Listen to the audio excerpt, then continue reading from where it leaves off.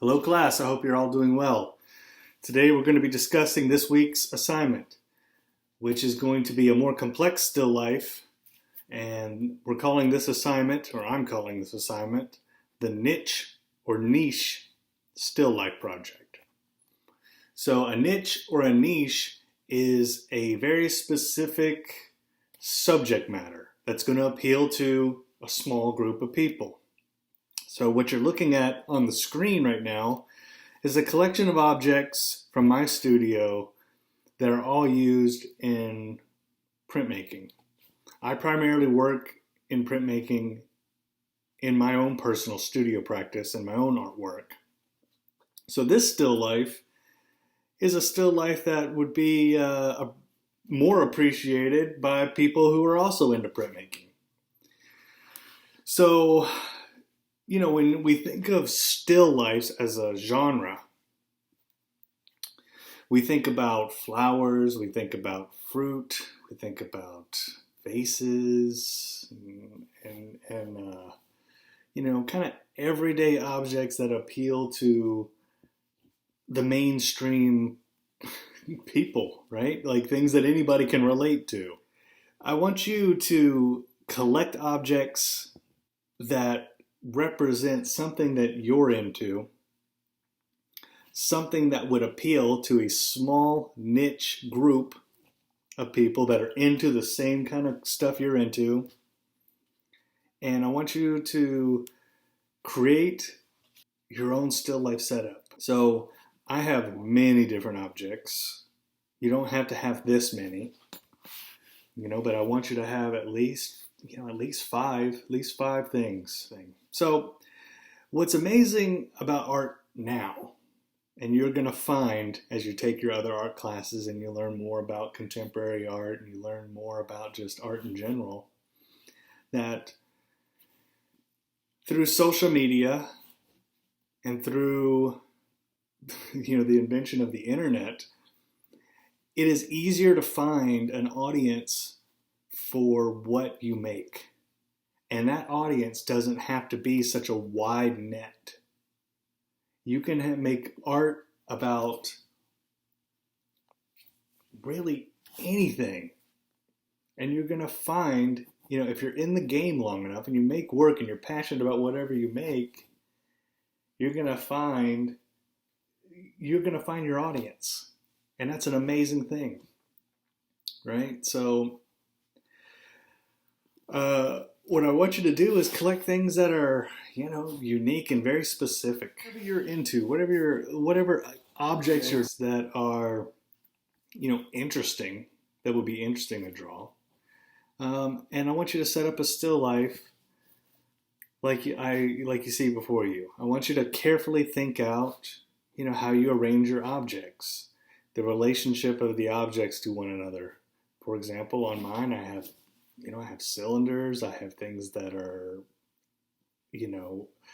vary in shape, but I have some box-like shapes, I have some reflective surfaces, I have some natural surfaces like wood and bamboo, I have plastics, there's metallic, there's the thing in the background, the speedball, it's called drawing fluid, and I haven't cleaned the can in so long, so it's all gummy and cruddy. So there's something that's, got some nice textures that kind of play off of each other. And you also want to think about the values and how they're going to play off of each other. The last thing that we drew was the mocha pot, right? So it was very flat as far as value-wise goes. So I want you to pick some objects that that are diverse in texture, color, value. So to get started on this, and this is going to take you, a pretty good portion of our class time today, but I want you to set up some newsprint where it goes up and you pin it on the wall, and then it comes down nice and gently, nice and flat. And I want your objects to be placed on top of newsprint. So here you have two pieces of newsprint.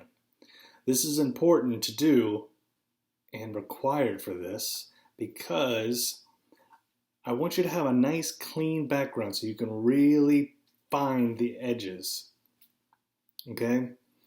So that's why I have a nice neutral background of using newsprint.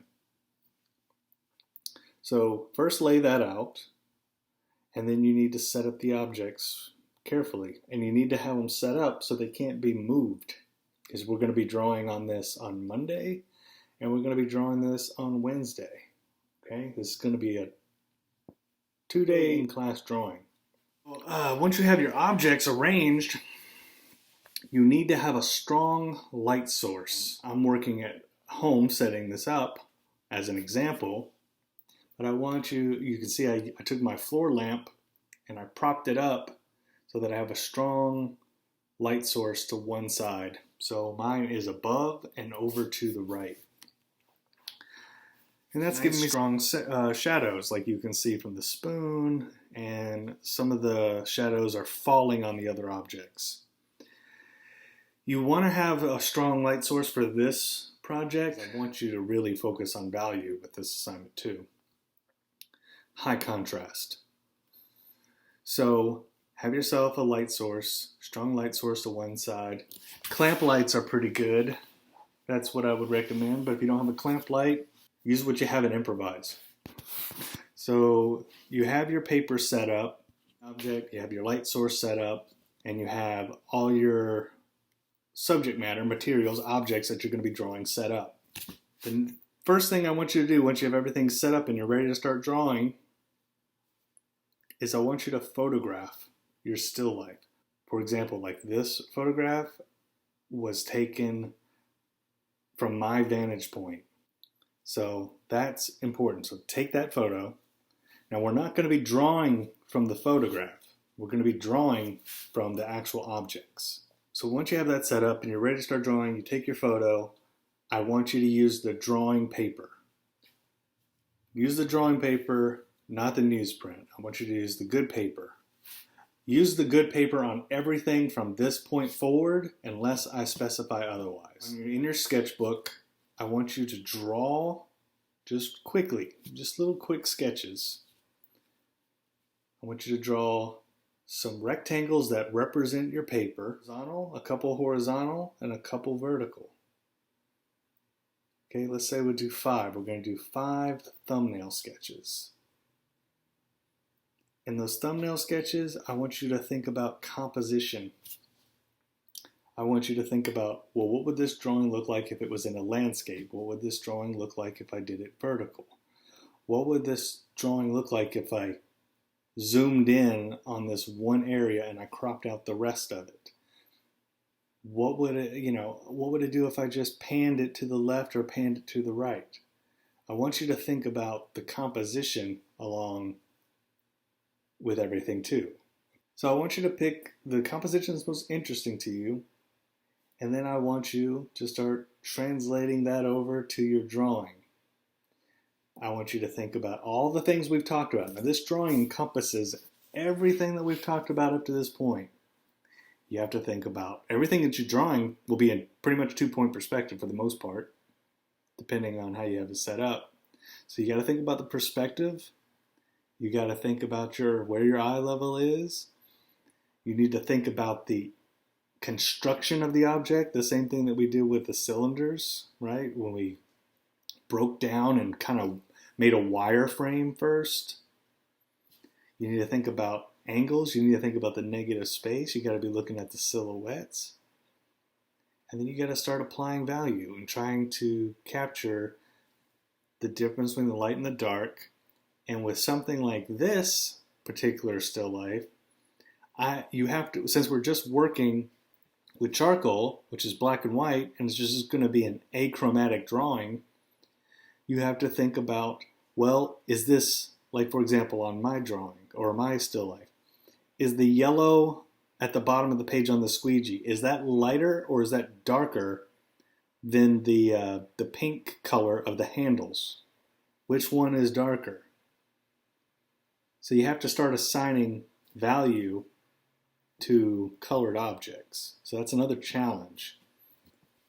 Just focus on this drawing for the rest of class today, and we're going to pick it up on Wednesday after I see some of your work and I give you some feedback. All right, so that's everything with how to set up and getting started with this still life, and I look forward to seeing what you're interested in drawing, and I look forward to seeing the drawings. Okay? All right.